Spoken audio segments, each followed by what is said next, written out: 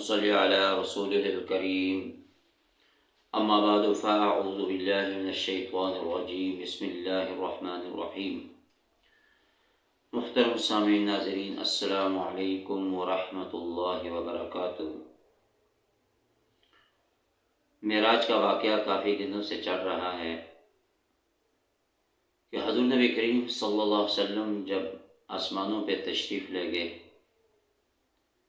آپ صلی اللہ علیہ وسلم کو جنت کی سیر کروائی گئی اور جہنم کے کچھ مناظر دکھائے گئے۔ اللہ کے پیغمبر فرماتے ہیں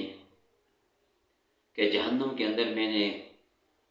عورتوں کی کثرت کو دیکھا کہ عورتوں کی اکثریت جہنم کے اندر تھی۔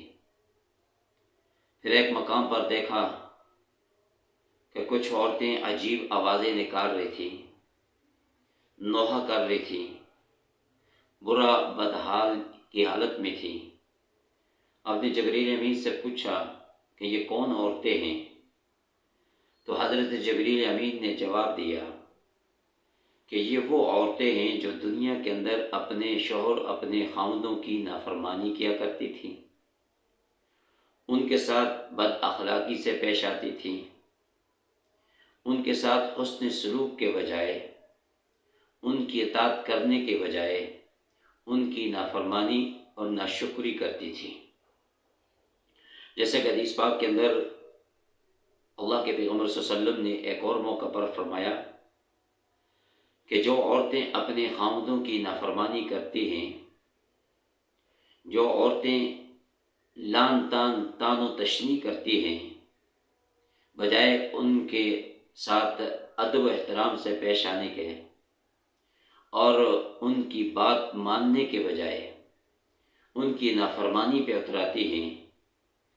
کہ معمولی بات پر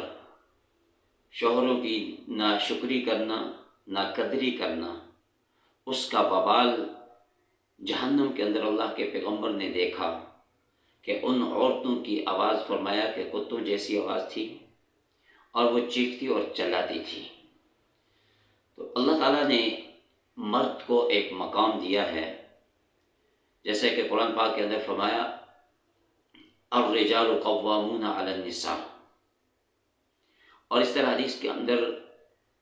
اللہ کے پیغمبر صلی اللہ علیہ وسلم نے ارشاد فرمایا اگر سجدہ تعظیمی جائز ہوتا تو میں عورتوں کو حکم دیتا کہ وہ اپنے اپنے شوہروں اپنے خاوندوں کو سجدہ کرے کہ وہ اس قابل ہیں، لیکن اللہ کے پیغمبر نے فرمایا کہ میری شریعت کے اندر سجدہ تعظیمی بھی حرام ہے، کسی کے لیے سجدہ کرنا جائز نہیں سوائے اللہ کی ذات کے۔ تو بہرحال ان حالات و واقعات سے ہمیں یہ سبق ملتا ہے، اور بالخصوص عورتوں کو، کہ وہ اپنی کیفیت درست کریں، اپنے حالات درست کریں اور اپنے شوہروں کی قدر کریں